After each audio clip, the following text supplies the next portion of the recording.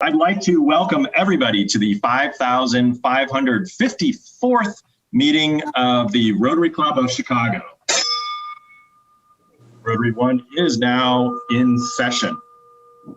And I would like to turn the floor over to one of our newer members who is a consultant, very active in our club so far with a lot of our service projects. The thought for the day today will be given by Nick Del Carlo. Nick, the floor is yours. Awesome. Thanks, Eric. Hi, guys. My name is Nick Del Carlo. I am a Agile Enterprise coach and consultant. I live right here in the city of Chicago by the lake, just to kind of give you the background.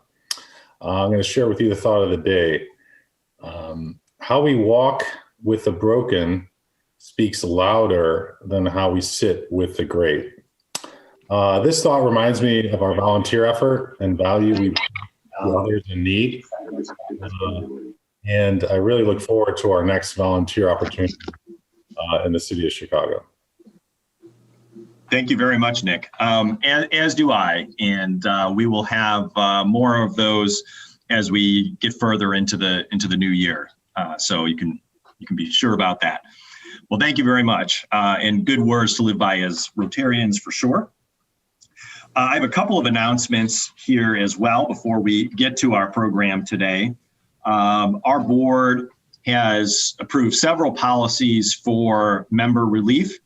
I know that times can be tough, including for our very own members, and our number one priority is that you as our members are doing all right, and we certainly want to keep you as members in the club, and we don't want anything with the pandemic or the economy to get in the way of that. So the board has implemented several policies relating to dues relief or allowing one to sort of press pause without any challenges for getting back into the club. There's a couple of different approaches here, but the key point is that we want you to stick here with us. And so if you are having challenges, if you are expecting challenges with your dues, do reach out either to myself or to the office, to Ed or to Karen, and we can discuss that with you and find an approach that works for you. Also, I asked the same question last week, but I'll ask it again this week. How many received a text from us? How many members of the club received a text earlier today? Raise your hand. If you did, that's good. That means your cell phone information is in our database. We have started implementing one of the items in our strategic plan, which is to better communicate with our members by implementing text messaging. If you did not get a text message, but you want to, it means we don't have your cell phone in our system. So we'll put a link in the chat box and click on that link and you can put your cell phone info in there and you will start getting text messages from us next week. Also wanted to mention that Rotary International President-elect Shekhar Mehta has come up with his new theme for next year. The Rotary International theme is Serve to Change Lives. So as we get closer to the next Rotary year, which starts July 1st, expect to hear more and more about the new theme and about the new logo. For those of you new to Rotary, every year Rotary International has a new theme and an image to go with that theme, and that image and that theme is presented across all Rotary International materials and is reflected on our materials as well, like the doors that are opened behind me here. So without further ado, I want to move on with our program. Again, it's going to be in a Q&A format today, and then after the Q&A format with our moderator, we'll also see if we can squeeze in some questions from the audience. So do type your questions into the chat box and we'll try to get to as many of them as possible. Right now, I want to turn the floor over to our program's co-chair and our very own financial expert, Mr. David Hirsch. David, the floor is yours. Eric, thank you. It's my privilege to introduce Rotary One friend and today's speaker, Terry Savage. For more than 30 years, Terry's been an influential financial journalist, nationally syndicated columnist, speaker, and author. Most of her knowledge comes from her experience as opposed to book knowledge. She's been with the Chicago Tribune Content Agency as a nationally syndicated financial columnist, WGN Radio, Chicago commentator, Business Hour Lunch, WGN TV contributor, WGN Morning News, and she also is a financial blogger with the Huffington Post. I think quite impressively, Terry was a board member with the Chicago Mercantile Exchange, founding board member of the Chicago Board of Options Exchange, former board member of McDonald's Corporation, as well as Pennzoil Quaker State. And along the way, she picked up 2 television Emmy Awards. Terry is a registered investment advisor for both stocks and futures.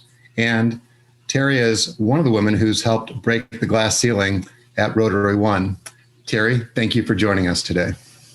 Thank you, David. Well, it's very good to be back with Rotary One. Let me, you live long enough, your bio gets so long, I'll sort a few of those things out. But let me start out with this. 40 years ago, this week probably, maybe 41 or 42 years ago, I started on WMAQ, Channel 5 in 1979. And Rotary is quick to reach out always to citizens and asked me to come every year for those first few years to talk about the economic outlook. And I dutifully trot over there in January, but I would bet it was about 40 years ago this week that I said, wait a minute, how come you keep inviting me back to tell you what you obviously have value what I say about the markets and the economy and what's going on in the future, and yet you won't let a woman be a Rotarian. As I said, glancing out into a sea of all men up in the old Sheraton Chicago, the hotel at about 500 North Michigan Avenue, in that magnificent room. And I said, that's just not fair.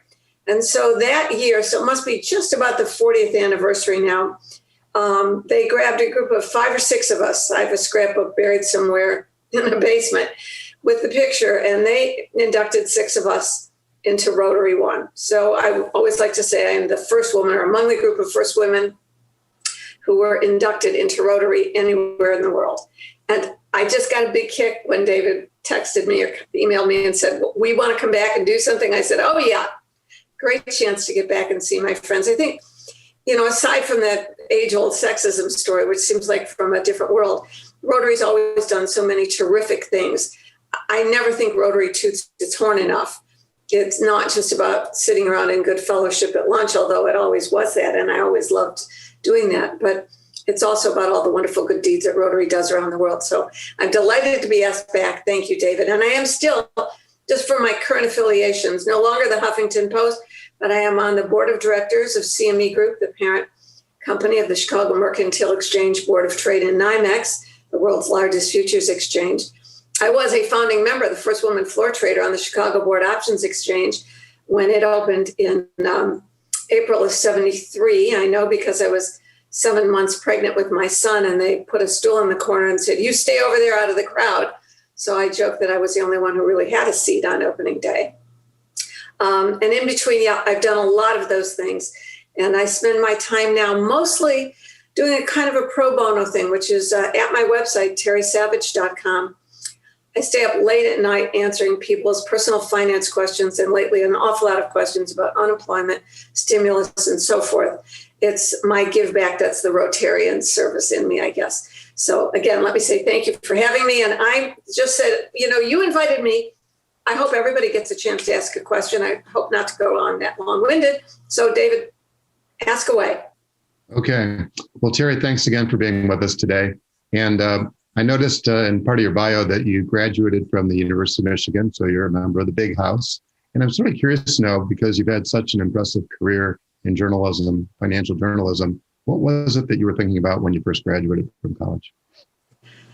Being, according to my father, and this is a quote, a goddamn communist hippie, unquote. That came from my father in 1966. I wanted to go on to graduate school. He said, well, we can't afford that. So I won a Woodrow Wilson Fellowship and knocked my family's socks off when I turned down Yale and Stanford and chose Berkeley and got an apartment. And I was going to be part of the free speech movement, but it didn't start till the fall. And I came home that summer and started working in a brokerage firm and postponed the Woodrow Wilson Fellowship and postponed it and got hooked on the financial markets. And that led, in those days, you couldn't be trained to be a broker. I mean, that was so long ago, and I know there are women in our audience now, but this was in 1967. You had to be a secretary, and my boss said, well, we don't train girls, but you could be a registered secretary. And if you pass the test, we will let you, give you a raise of $5 a week. Now, I'm going to tell you something really interesting. That boss who hired me, Paul Moling, I talked to him last week just to see what he was thinking about the markets. It was at a brokerage firm called Glor Forg and William R. Stotts. We moved on to Dominic and Dominic, and that began a friendship that's lasted, obviously, now well over 50 years. Well, thank you for that background. I was thinking of Fascinating. breaking down the system, the capitalist system. I'm swinging around to that again. Well, not really, but in my old age, I'm a little concerned. I've also been a financial advisor for more than 35 years. And I'm always curious to know, with people like yourself, what financial publications, whether they're print or electronic, do you read? Well, I'm up in the middle of the night, early in the morning, always reading the journal. And I read a lot of stuff online. I'll tell you the one newsletter that I get. I look at it online, but I get it mailed to me. And it's Jim Stack's InvestTech newsletter, investech.com, investech.com. I think he is the best, smartest guide to sensible long-term investing. Jim Stack, you can Google him. I haven't thought. I read so much. I'm sitting in front of a computer pretty much all day long, reading lots of stuff. But if someone asked me, what would I subscribe to? I would subscribe to Jim Stack's InvestTech newsletter. Okay, thanks for sharing. When I think about investing, and we're not going to just focus on investing, there's so many different topics to talk about. One of the bedrock issues is asset allocation. And it used to be simple, cash, bonds, and stocks. And it's become much more complicated. And I'm wondering if there's a simple way that you have of conveying this concept of asset allocation. I do. I created a saying that if I walk down the street, even people who don't think they're stock market investors, and I say the stock market, they will go bulls, bears, and chickens. Or chickens. Many, many years ago, I created the concept of chicken money that you cannot afford to lose, nothing to be embarrassed about. And, over the years, I made my career giving paid speeches around the country. Now I do it for corporations, for their 401k plans, their employees, and I do it online virtually. But I wasn't going to give you a lecture on that today. You're all pretty smart people. But this concept of chicken money, I think, is one of the most critical things I can convey to people. It is the idea that you can sleep at night with your other asset allocation. That's a big word, which we could talk about. As long as you have enough chicken money on the side, not at risk. And that means in money market deposit accounts, money market mutual funds, short-term one-year CDs. And of course, these days, everybody screams, but you don't earn any interest. I know that. Treasury bills. Go to treasurydirect.gov. You don't earn a penny, but you don't lose a penny. And I have a son who's in the investment business for many years now. And the fact is, he always, tease me, Terry, Queen of T-bills, especially back in the late 90s when I was going, this is insane. This is insane. Mom, you got to get with it. You got to get modern. I mean, technology, I'm in technology, but I'm just not believing about these prices. And he called me Terry, Queen of T-bills. Well, I still have that money. Yeah, inflation eats away at a little bit.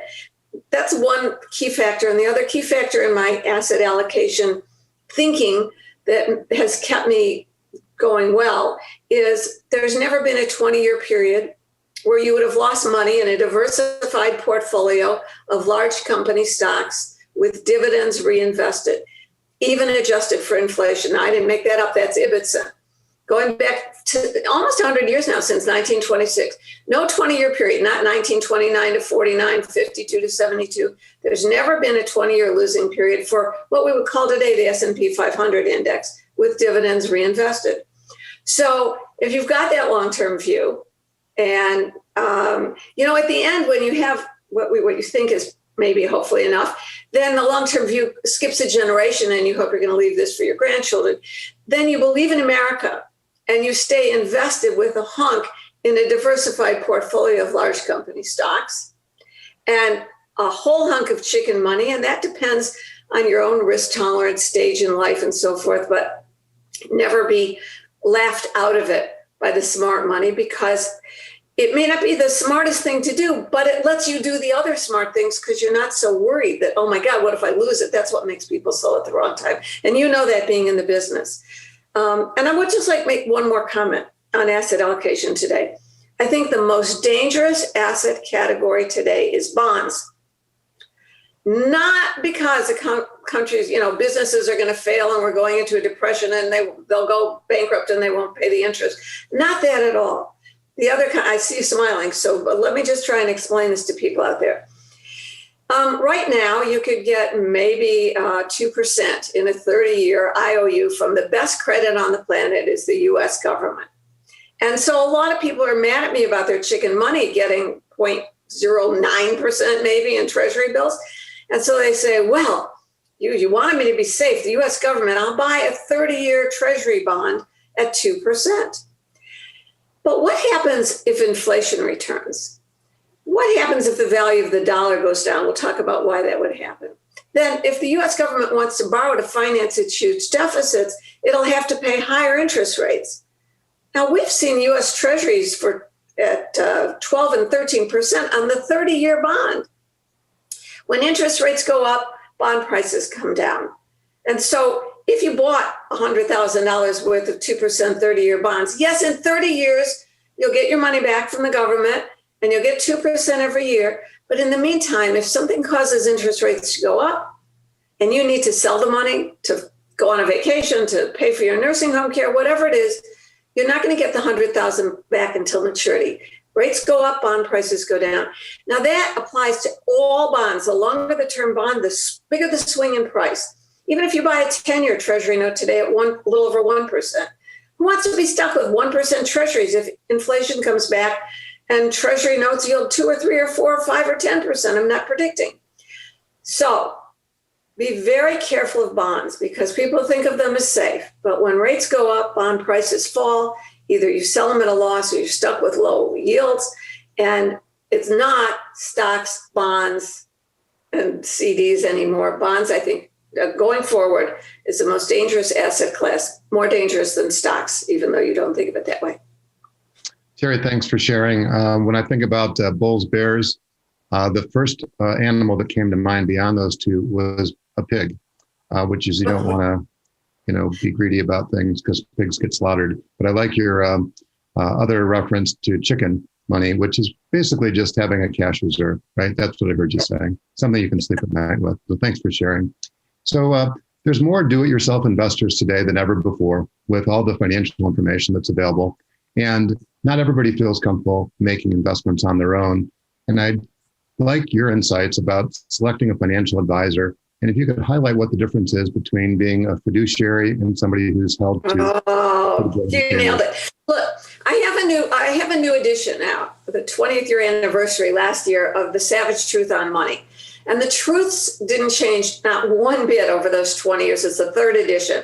And it's all fresh with the exception of since it came out, they changed the retirement withdrawal age to 72 from 70 and a half. So it's on Amazon. And I update everything. I don't sell anything at all. I never have. Since my days of being a stockbroker, I haven't had any clients. I don't have any client. I talk to people all the time, morning, noon, and night, and point them in the right direction.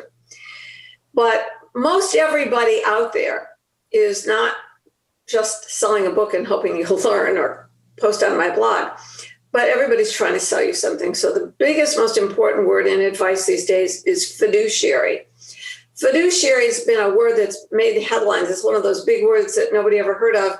And then it started getting knocked around because the Department of Labor which handles pensions and 401ks, but IRAs also, about 5-6 years ago or more, tried to come up with a fiduciary standard that would impact brokerage firms and salespeople, including insurance salespeople, because they were dealing with products that went in IRAs.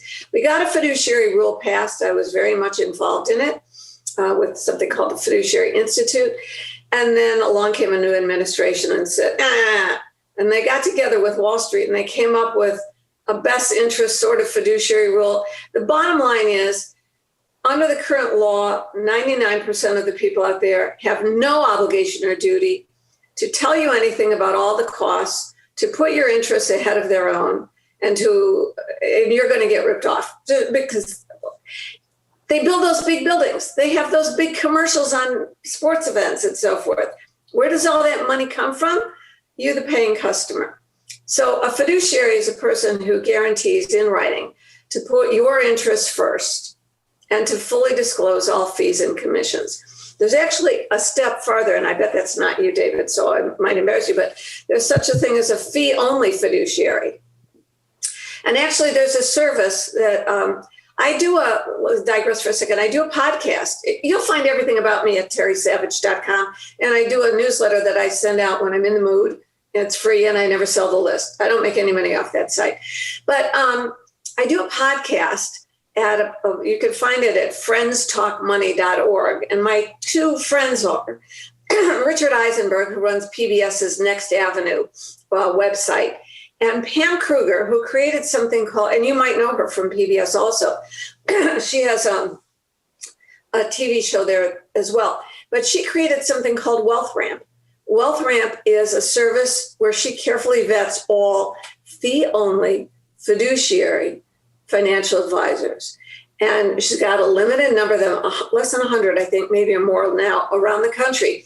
And if you go to terrysavage.com, the only thing I've ever put a link to like that up there is find a financial advisor. Because all of the ones, or you can go right to wealthramp.com. I get nothing out of the referrals I send to her. But I know that these are truly fee-only fiduciaries who will talk to you more than about products, but about getting your life in order. Critical. Don't you think, David? Thanks for sharing. So fintech is the buzz of the day. It's changing the way consumers engage. And I'm wondering if there are financial investment apps that you like.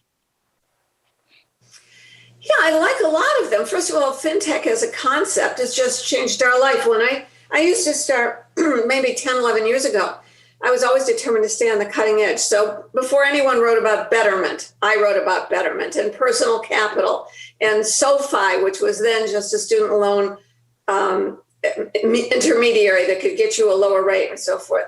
But now our life is fintech. I mean, if I'm sitting on my iPad at night scrolling and I buy something, I'm always hoping it's PayPal on there because it knows me. It doesn't even ask me to log in anymore. It says, we recognize you, Terry. You're out shopping again. You want it sent here? Yeah, okay. Thing.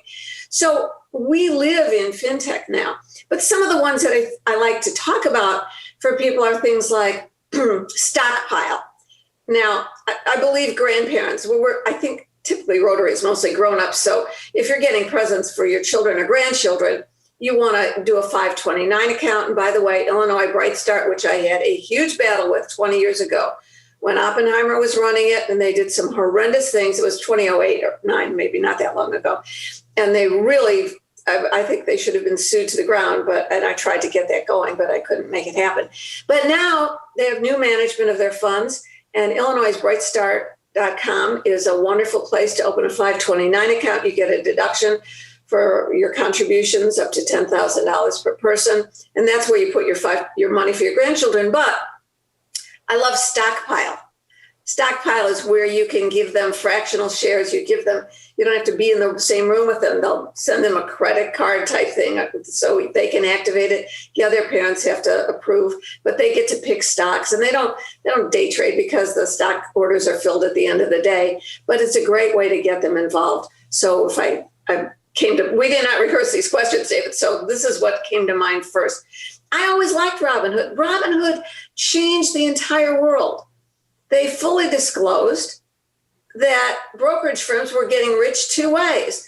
They were getting rich on the commissions they charge customers, and they were getting rich on the stuff that's like, why is your identity so valuable, say, to Facebook?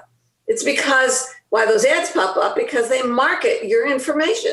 Well, Robinhood opened the door in the financial services industry and said, we aren't even going to charge you commissions. Just come and bring your information, bring your order flow, and we'll get paid for that. That was no secret. It's been much discussed. They made Schwab and Fidelity and Vanguard follow suit and cut their commissions to zero. Think of all these piggy firms. I used to work for them. I know that. That's how they got rich. That's how they built the buildings, run the commercials, and so forth. So it lowered the cost for everyone. Now you can't keep people from their own greed. That happens in every generation. But fintech is here, and I bet 80% of us didn't ever think we'd be doing Zoom like pros. I've got this ring light. Does my lighting look good? It should. So the fact is, our lives have changed, and fintech is a part of financial organizing. And I actually, frankly, when people write to me, well, I don't do computers, I don't have any patience for that. It's like saying, well, I don't go anywhere in a car, so I can't go more than a half a mile. Sorry, I hope your horse is fine, but you got to get a car to get places. Yep. Well, great response. Thanks for sharing. Stockpile is what I heard, and it's certainly worth checking out. Oh, yeah. So you wrote a column this week entitled Revenge of the Nerds, which is just sort of a thing, what's been headline news for the last couple of weeks, which has to do with the topic of short selling, a concept that most people have a hard time with. Everybody subscribes to the buy low, sell high. And most people think you have to buy something and then hold on to it and then wait till it goes up to sell something. But short selling is just the opposite. And I'm wondering if you can shed some insight on what's going on with GameStop, the meme stocks, and short selling. I remember where I was standing in the late 60s as a secretary in that brokerage firm. I remember exactly where I was standing when I got the concept of selling short. I remember I was a secretary there, Phi Beta Kappa, but a secretary. I remember right where I was standing. I remember the window and everything when I went, oh, I get that. We always are told to buy low and sell high, but it's perfectly legal if you fully disclose it to sell the stock at 30 because you think something horrible is going to happen to the company, or there's a new competitor that is cheaper and better, or that the economy is going to change and they're going to go out of business. They might even go bankrupt. So you sell it first at 30 and buy it back at $2 a share. I get that. So it's been a big professional practice of the hedge funds. You know why? Because it's risky to sell short. Here's why. Now we all know. When you want to cover your short by buying it in low, but if you sell at 25 or 30, it can only go down to zero. But if something really fabulous happened, the fairy godmother came and said, your wish is granted, and that stock started going up, it could go up to infinity. Well, that's what started to happen when a bunch of smart money guys noticed there were a lot of stock shares sold short in GameStop and a couple of other companies. Now, very interestingly, I wrote The Revenge of the Nerds and said I'm sitting here with kind of detached amusement was my first version of the column. It's still up at terrysavage.com. I wrote an addendum. I wrote it first on a Wednesday. I know because it was happening when I was on radio on WGN Wednesdays at noon. And then over the weekend, I wrote an update. It was so cute. The little guys, I said it's like the playground bully who always took the little kids' lunch. And they all got together and got cell phones and said, we're all going to get together at the same time and attack his ankles. And the guy, the bully looks down and, oh my God, what's happening? And gets toppled. But it got carried too far, like all manias do, from tulip bulbs back in Holland in the 16th century to the dot-com bubble of 1999. And so I said, people are going to get hurt. The last line was, the bigger they come, the harder they fall, in the first take on that column. And now I just looked before, GameStop is trading under 50. So a lot of people, I think the high was 475. Some dumb idiot was told to hang in there and buy it 475. It's going to 1,000. We're going to do it. We're going to do it. That guy lost his lunch money. And so, yeah, maybe it was only $500 or $600 or $1,000 because he was buying fractional shares and so forth. that hurt that guy as much as a $20,000, $50,000, $1 million loss to a hedge fund. Hedge funds mostly held their positions. They're going to come out smiling. And the other thing is, that wasn't Robinhood's fault. Nobody hired me to be an apologist for them. But they, as the value of the positions, the book on their books goes up, they need to put up capital in the central clearing system. And they watched this stock soar. And even if it was a bunch of 2-lot or 12-lot or 29 share lots, or maybe a couple of 100 share lots, the value of all that stock ballooned. They realized they had to raise capital, so they couldn't let more people buy. They would be thrilled if everybody wanted to sell, not because they wanted the stock to go down, they're just the platform, but they needed to have capital, and they had to raise $3 billion. So there was a great concern. You remember the last time someone didn't believe a leading brokerage firm could raise enough overnight capital? It was called Lehman Brothers in 2008, 2009, and it brought down the whole system.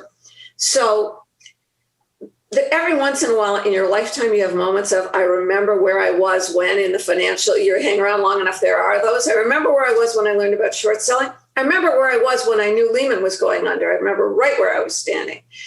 That came dangerously close to breaking the system. That's why Robinhood did what it did. And all the people who, there's an old savage truth. The lessons that cost the most teach the most. That's a savage truth. This lesson cost a lot of people a lot of money, and it wasn't the hedge funds who really ultimately are going to pay the price. Yeah, very insightful. Do I have a few more minutes here? I want to say a couple of things. I'd like to go on a little mini rant because I knew I'm going to be speaking with people from Chicago. This is not about the markets, and I haven't chosen to say this when I'm on radio or TV, but I feel like I'm at home at Rotary, and you can quote me. I'm not saying it's secret. I'm absolutely appalled by what's going on in Chicago and Illinois. And where is everybody? Where is the civic committee of the commercial club, the ones that built Millennium Park in the middle of a economic crisis? Where's Sean Bryan when we need him? Where's Miles White? Where are all the great civic leaders of the city of Chicago, and where's Rotary? Number one, the state of Illinois is a disaster. This is not politics, and I don't know Governor Pritzker. I've met him a couple of times, maybe because he lives in Chicago, he knows who I am. But he has run the most dysfunctional, almost criminal, I would say, and I'm choosing that word carefully, but I'd like to see it on trial, unemployment system ever. In March last year, I called a good friend of his who I know knows him well and said, you got to tell the governor, this is going to be a big problem. Here's what he needs to do. Me, Terry Savage. It has been a sin. People who deserved unemployment benefits didn't get them. People who got certified couldn't recertify. People still aren't getting the extra $300 a month. People can't get through. Look, United Airlines or American Airlines, there's a snowstorm.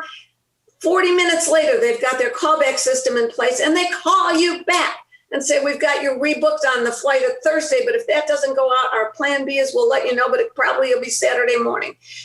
Illinois unemployment, they hired Deloitte and paid him a lot of money, and nothing. People don't get callbacks. And now the fraud that's ridden through the system, it's a $30 billion national issue. People are getting 1099s and finding out for the first time that their Social Security number was used. And the IRS says, go back to the state and ask them for a corrected 1099. I laughed at the IRS. I wrote the commissioner of the IRS. I copied him on the same email as I sent to the communications rep. I deal with it. I said, you got to be kidding. Look at Illinois.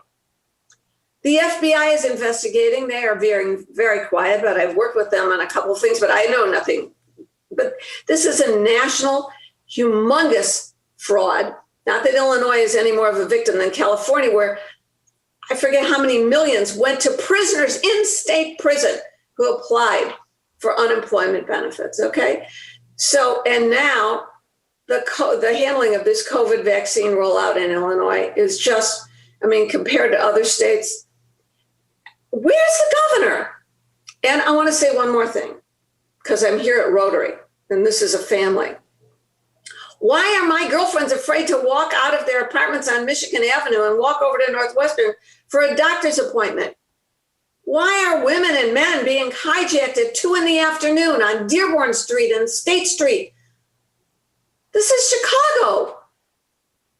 What's going on? How come you cannot walk across the street on Michigan Avenue in front of Neiman Marcus at 2:30 in the afternoon and not get mugged? And where are all the voices of the citizens of Chicago, the civic duty? This is so not political for me. This is about civic pride. This is about the state of Illinois. And yeah, I talk and comment, and I try and help people with their personal financial problems. Send them to me at terrysavage.com. The only time I haven't done emails during commercials was the Super Bowl because I wanted to watch the commercials too. So I spent an awful lot of time just sitting there trying to unravel things, but I cannot unravel the state of Illinois. They won't respond to me anymore. And they won't respond to any other media with anything meaningful. So anybody who has some influence with the governor or anybody in the governor's office, I'd like to spend 15 minutes. I can't believe he doesn't know this already. And anybody who has any influence at City Hall, I mean, as a city, we have to speak up. If someone's going to say, yeah, you didn't complain when it was all over on the west side and the south side. You're right. But the fact is, it's like a cancer has spread to the entire city, and I'm not sure our city will survive it. You have Macy's moving out. I mean, I remember when Filene's had to be on an escalator up to the third floor of a building because we couldn't sully the name of Michigan Avenue with Filene's Basement as a discount store there.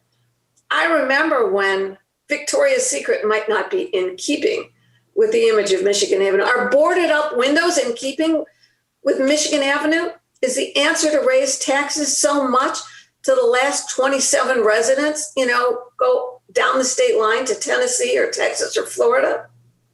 So I haven't had a chance to rant, and I may have taken up all my time for questions, but really somebody's got to at least complain.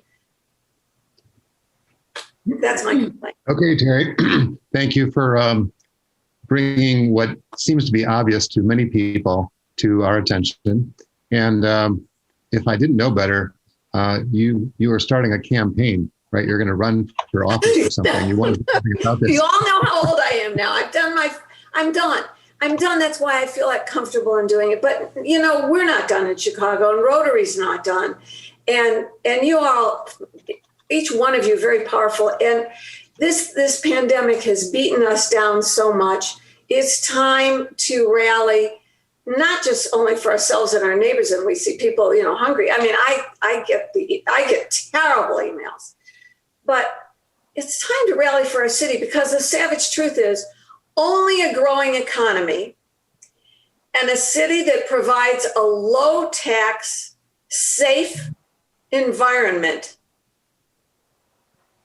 can help the people that need it most. We can't print enough dollars to give people checks to solve the problems. We need a safe, low tax environment. And if you don't believe it, just look at what's going on in Tennessee, Texas, and Florida.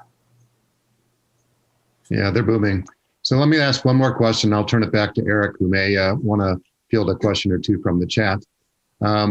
You've been at this for a while, and I'm wondering what advice you might offer, knowing everything you know today, what advice you might offer your younger self. Or in other words, if somebody who's in their 20s, 30s, what advice would you offer them? Take the risk, do it. I know this for a fact. The only things you regret are not the things you did. They're the things you didn't do. So nobody gives you a guarantee in life. My mother used to tell me that. Take the risk, bet on yourself, bet on America. Believe in the future and take the risks to make yourself the best you can be. And, if you fail, you fail. You pick yourself up, dust yourself off, start all over again. I've done that a couple of times in various ways in my life. Nobody's path is completely smooth. I'm really happy to be sitting here 40 years later. But part of the reason I am is because A, I took risks. B, I have been very blessed and lucky in my life. Those are kind of interchangeable words to me. And because I believed in the future. And I learned that from two people, by the way. W. Clement Stone first. I danced with him at his 90th birthday. I was a great believer in success through a positive mental attitude. In fact, I just want to say this. because it's quaint when you read it back. A man goes out and a man can do this, but I always substituted woman anyway. But if you get down, one of the best things you could possibly do, and I've done this throughout my life, maybe in 10-year increments, is go back and read Success Through a Positive Mental Attitude. So W. Clement Stone taught it to me first. And then many years ago, Warren Buffett taught that to me about the markets. He said, nobody ever got rich betting against America. And so that's the kind of attitude that puts you in place, if you get the breaks, to make things happen. And then when you get there, your only obligation is to give back. Yeah, well, thanks for sharing. You must have had some chicken money along the way, so you didn't feel like you were putting it all on the line. But Absolutely. Terry, wonderful job. Eric, I want to turn it back to you before we close out our presentation. Do you have any questions in the chat? Yes, we do have a couple of questions. The first question, Terry, goes back to what you were talking about earlier with your recommendations for how to invest, and your comment about investing in sort of the stable blue chip stocks with dividends and so forth. The question was, what about high dividend ETFs? Well, you know what? I'm going to save you a long lecture. Chuck Carlson wrote a book called The Little Book of Big Dividends. I wrote the foreword to it. I wrote the foreword to it because it was such a classic when I saw it, and it's probably 20 some years old now. So go online on Amazon, Charles Carlson, The Little Book of Big Dividends, and you will understand that exactly how to contemplate whether a dividend is attractive, valuable. I mean, here's the thing. If the stock is yielding 4% and the price of the stock is cut in half, it's yielding 8%. Is that attractive, or are they about to cut the dividend? I let balanced funds or equity income funds do those choices for me, frankly, in my own life. But read that book. Thank you, Terry. I got another question here. This one's on Bitcoin. What's your thought on Bitcoin, BTC, and other futures now that big companies like Tesla are involved? And do you see others getting in the game, like Apple? My thought was that at $900 a share or per Bitcoin, or $700 or $800 or $900, I warned people to be very careful, because I wasn't sure it was a Roach Motel that you would be able to get your money out once you got it in. All the major payments companies, Visa, MasterCard, and so forth, are working on their own version of an interchange that is virtual currency. We're about to see a clash of culture and of borders. I think, I'm not sure that I'll be around to see it, but I'd like to see this.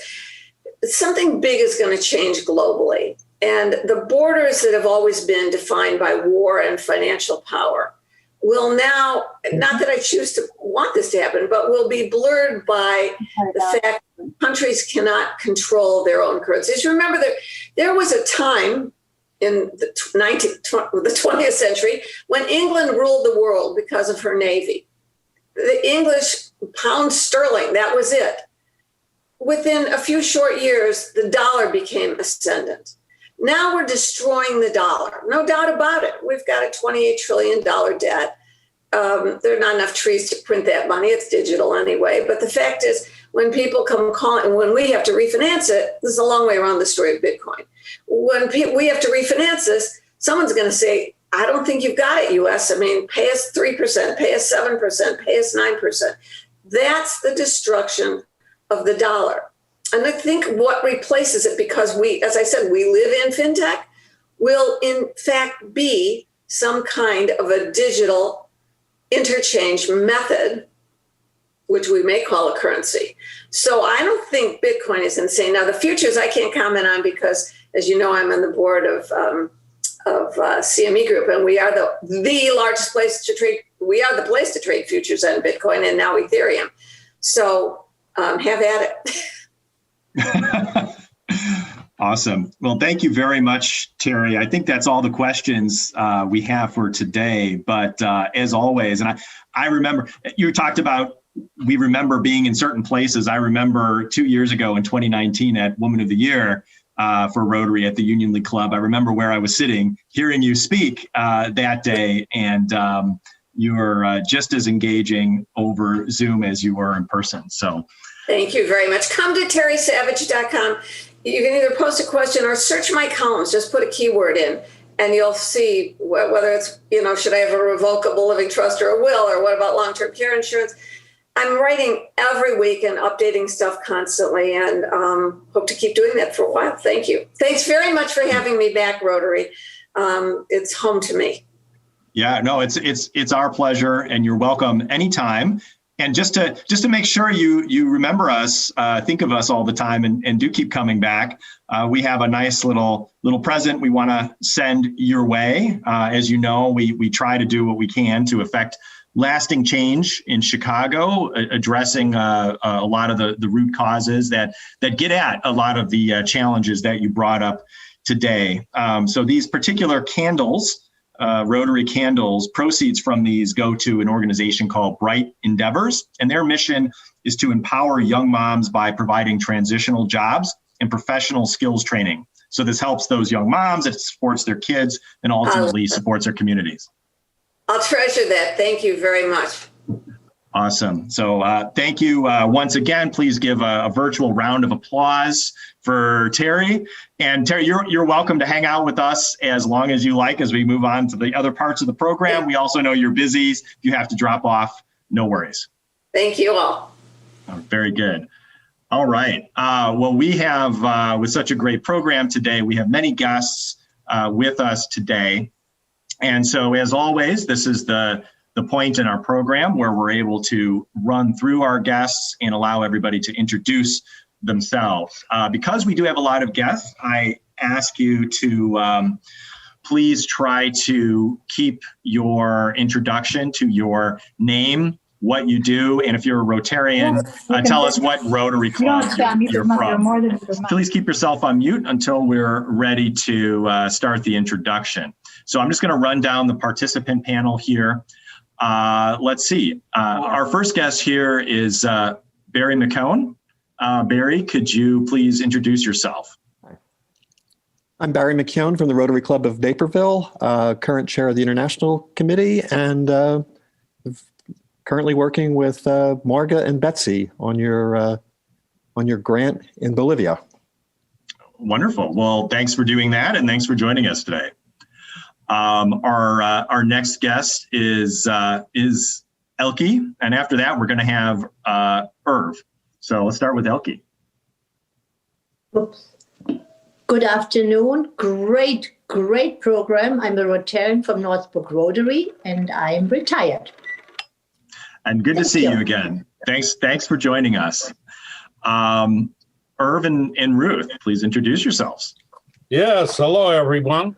Past District Governor of Kaplan and wife Ruth.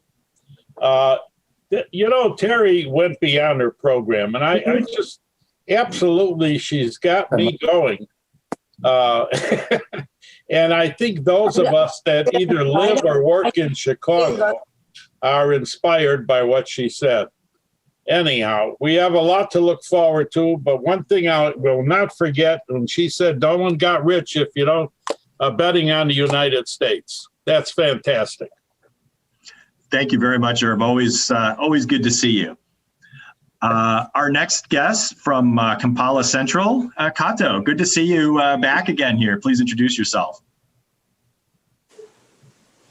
Thank you very much, President. Kato Fahad from the Rotary Club of Kampala Central from Kampala, Uganda. It was an insightful talk. Thank you so much. Yeah, great to see you and great to have you back. Come back anytime to visit us. Our next guest is Linda Rudolph. Linda, could you introduce yourself, please? I'm Linda Rudolph from Clarksville, Tennessee. I visited Rotary One several years ago and enjoyed it so much.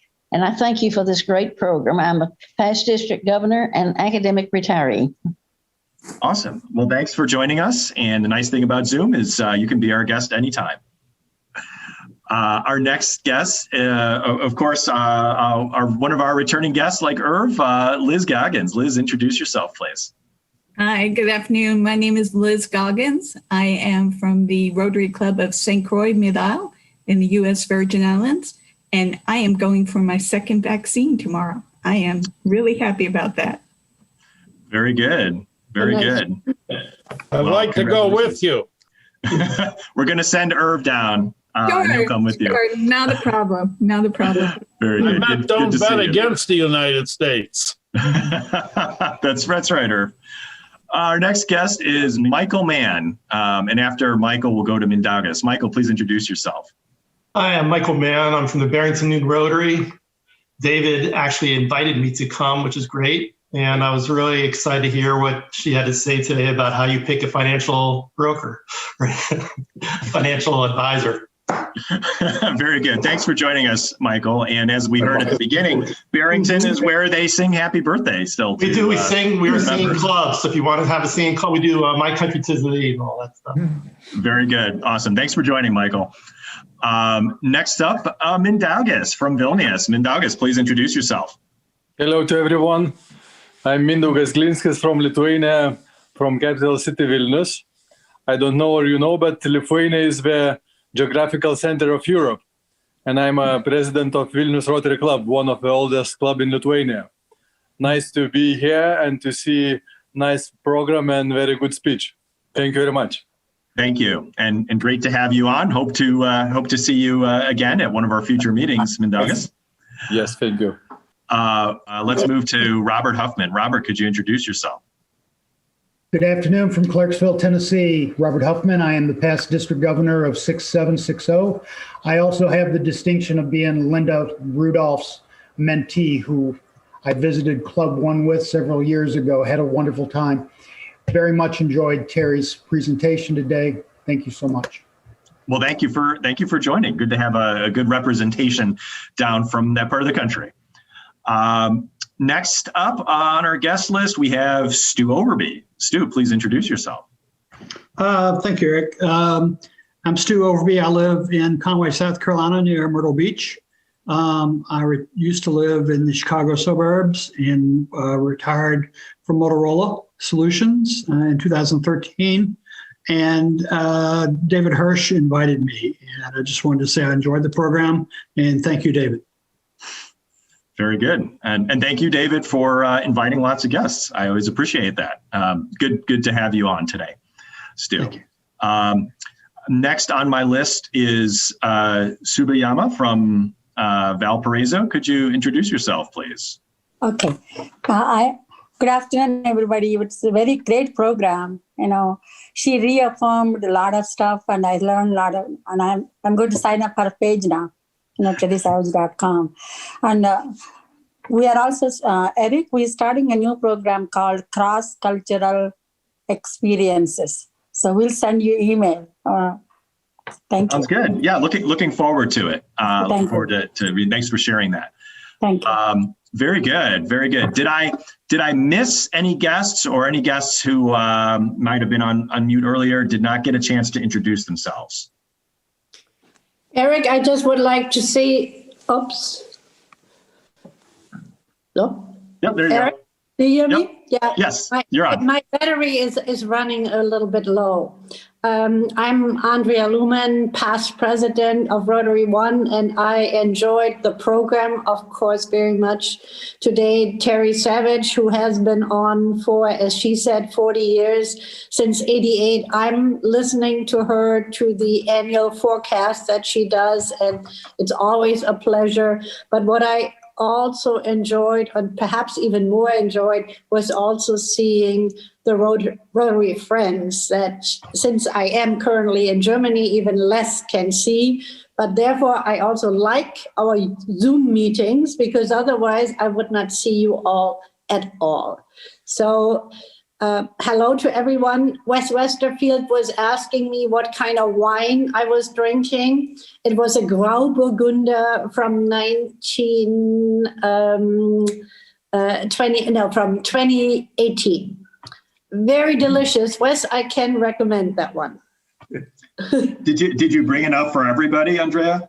I will next time. I mean, there would be the question to Pancho, how can I get vaccinated in Chicago? As soon as I get a shot, I'll be over there. All right, we're gonna work on that. If you've got the wine, we're gonna find a way to get that vaccine in your arm. Okay, so you get a shot, I bring the wine. Okay, all right. It sounds like a fair deal. Yes, exactly. Thank you. So, yeah, no, great to see you, and thanks for joining us from Germany. Again, one of the wonders of Zoom. So we're certainly happy to invite our past presidents like Andrea to these to the meetings and to see her. We have some great announcements today. Lots of exciting stuff going on as we sort of crank things up here in 2021. I want to start with our some nice successes here, and I'm gonna talk a little bit about the Rotaract Club of Chicago, our Rotaract Club. They did a volunteer event back on December 19th with Navidad de las Niñas, Childhood Christmas, hosted by Rotaractor Jonathan Salmoron Hernandez in Cancun, Mexico. This was partially sponsored by a District 6450 Early Childhood Grant. And with that, the Rotaract Club of Chicago was able to reach 58 children and teenagers living in an orphanage. They gave presents, candies, Krispy Kreme donuts. They had a magician presenting some toys, some games, and they also practiced going through some English phrases just to kind of test the waters a little bit with the possibility of doing a future grant for an English course for those folks. So that's a nice success from our Rotaractors that I wanted to share with everybody. I also wanted to talk about some great stuff coming up from our community service committee. First of all, we've gotten a donation of 250 jackets donated to our club. This has been in conjunction with the Rotary Club of Chicago here, who also got 250 jackets through Mercy Home. And we're going to be divvying those up to some of our partners, starting with giving about 50 of them over to a safe haven this Thursday. Two of our new members, Danilo and Philippe, will be helping me to sort through some of those jackets and get those over to the kids who need them. We also have our Meals for Seniors program. If you've been in our meetings at all over the last 10 months or so, you know that we've been delivering. We started at the beginning of the pandemic, delivering meals to our first responders. And after some of the initial craziness of the pandemic had settled down, we pivoted to delivering meals to seniors. And that's Alita Williams has been leading the charge there. But it's also been a great volunteer opportunity because anybody is able to sign up for that and help drop off the meals for seniors in their various apartments within the building at Maple Point, 150 West Maple Street. They really, really look forward to those meals, and they look forward to just that little bit of human interaction there. So we do add a lot to their day. Anyway, we've restocked the funding for that. So that's going to be moving along again. So if you look to our registration page and look to our calendar, you can sign up for that every Friday at 5:30 p.m. If you have any questions, just let me know. Another very exciting thing I wanted to talk about that we approved at our last community service committee meeting. As you all know, part of our strategic plan is to get us to focus our energies, focus our resources, and also to make a big impact on the city of Chicago. And our community service committee had decided that this year they wanted to focus on both disease prevention as well as education here in Chicago. And so what was just approved by the Community Service Committee is a new program that I hope will continue to move forward, that will really make some waves in the city. And that's setting aside $30,000 of funding for a grant program for Chicago public schools. It'll be up to $5,000 grants that any CPS school can apply for. There's a bunch of criteria, which I'm not going to go through today, but I just wanted to whet your appetite that we're about to embark on something big here and make an impact in our city. So speaking of volunteer opportunities, in addition to the Meals for Seniors, I've made this announcement several times, and I'll make it again, particularly in light of some of the challenges in getting people vaccinated here in the state of Illinois. The VA is looking for volunteers to help facilitate the application of vaccines. You don't have to be a medical professional. They need all kinds of skill sets. So please do reach out to either myself, to the Rotary office, or if you know Pat Merriweather, who is spearheading this, you can reach out to her directly. We also have a great fundraising activity coming up here that we want folks to sign up for. And since I know we have two runners in the crowd, David Hirsch and Marshall Schmidt, I'm looking at you gentlemen. But Neetha, are you on today? If you are on, I'd like you to maybe make this announcement for the Shamrock Shuffle. You may not be on today. I will then go ahead and make that announcement. Basically, we have our own Shamrock Shuffle team. The Shamrock Shuffle is from March 19th to the 21st. Basically, sign up, you register online. We'll drop the link here in the side. This is a great way to raise funds for the Rotary Club of Chicago. There's all kinds of little nifty things that come from signing up for this. And because of the pandemic, don't worry, you get to do this on your own schedule and on your own time. So it's pretty easy. We always need help with our Job One program. We have continued, despite the pandemic, we have continued to help mentor students from the city of Chicago to get them up to speed on how to behave in an office environment, how to interview, how to put together a resume, and ultimately getting them paid internships. We want to do the same this year, despite the pandemic, and do it even better as always. The applications are now open for students in the city of Chicago. If you know high school students in the city of Chicago, please make sure you share that information with them. This is a great opportunity. Not only do they get all of those things that I just mentioned, which are great things to put on your resume, but they also then are eligible for several scholarships that we offer as a club to those students. So there's a really big financial incentive there as well. But as always, to make this program successful, we need employers. We need employers with paid internships here in the city of Chicago. So if you are a business owner and you think you could use a great intern to help you this summer, do let us know. If you know other employers that may be interested, let us know. We'd be happy to reach out on your behalf to them and give them the spiel. What we know from people who take our interns is that they usually end up being pretty committed to the program after that because they like what they're getting, and obviously they're helping kids here in Chicago.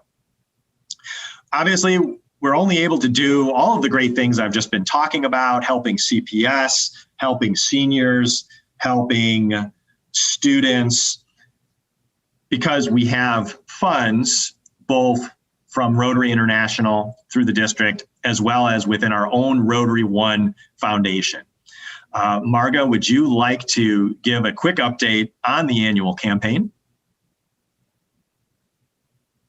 Are you still on, Marga? Well, yes, I'm here. Hello, everybody. Thank you, Eric. Well, as you know, February is the month for the Rotary International Foundation, and we are all encouraged to contribute not only to the Rotary International Foundation, but to our Rotary One Foundation, which enables us to do our projects locally and internationally.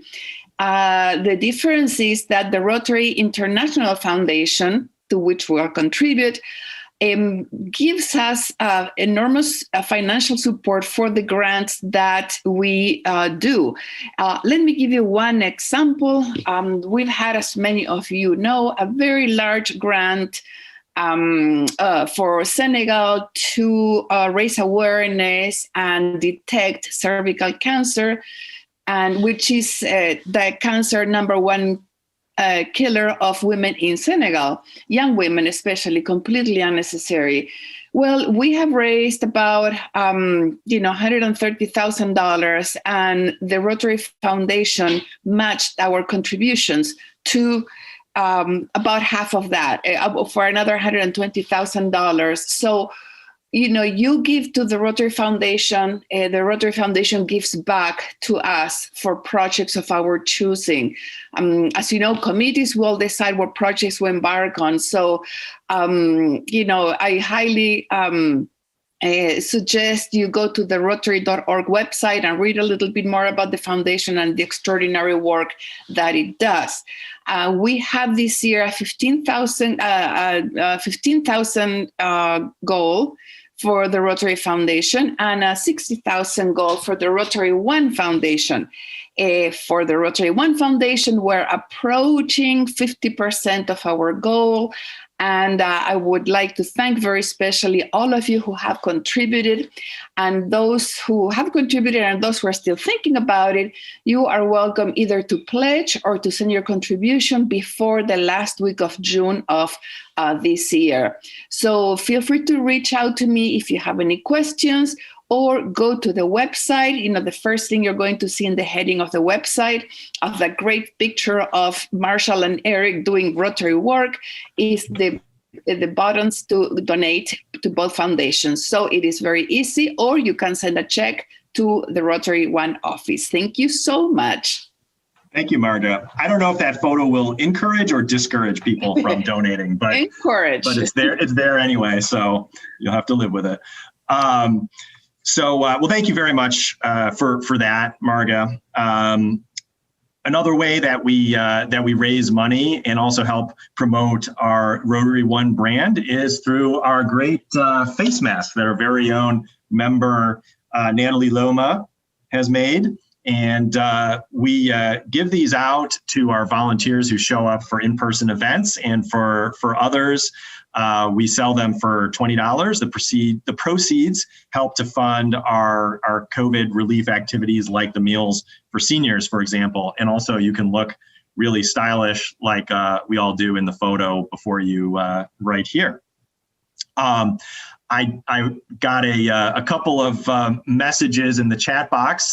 Nellie has already decided to sign up for the Shamrock Shuffle, so thank you very much for that, Nellie. And yes, you do have a Rotary One face mask as well. I'm glad you wear that with pride. I also wanted to mention that I see through Facebook Live. I missed this in the announcement of our guests, but I wanted to give a shout out to the Rotary Club of San Francisco, Club number 2, that's following us on Facebook Live right now. JT, I'm glad you're on, and look forward to chatting with you at the next First 5 collaborative meeting. We like to feature our members. One of our key initiatives this year through our strategic plan is making sure we're focusing on our members, highlighting our members, promoting our members. There's many ways we're trying to do that. We're certainly trying to do it through the Golden Wheel membership for folks who are contributing at that higher price point, which includes meals, but obviously we're not having meals these days. So for folks who are continuing to be at that dues level, we're going to be featuring a story about one of you each month. But there's also other ways. We're looking at Rotary Reflections. We want to hear your story. We want to hear that Rotary story or something from another activity you're involved with that's relevant to Rotary. So please do send that to me or send that to our office. As always, we have a lot of great meetings coming up. Wanted to talk about a few that are not Rotary One specific, but Region 36. Remember that clubs are arranged into districts, and districts into zones, and zones into regions, and regions into Rotary International, and Rotary International into planets and then universes and galaxies and so forth.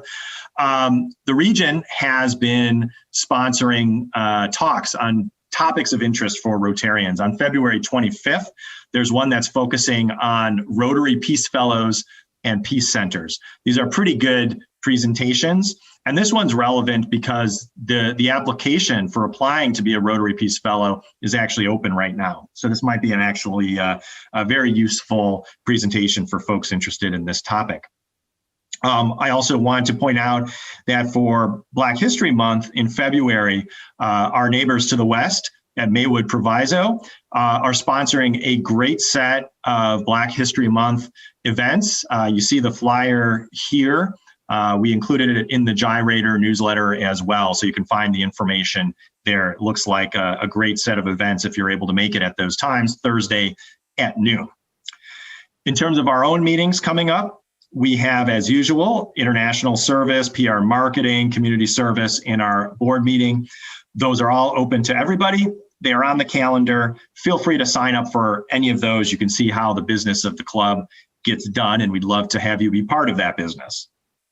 In terms of our upcoming Tuesday meetings, we have on February 16th, our next Carl Zimmerman Young Entrepreneurs Series, where we try to feature young entrepreneurs in the city of Chicago that are doing interesting things, sort of getting back to some of our entrepreneurial roots here at Rotary and trying to promote younger folks doing interesting stuff in Chicago.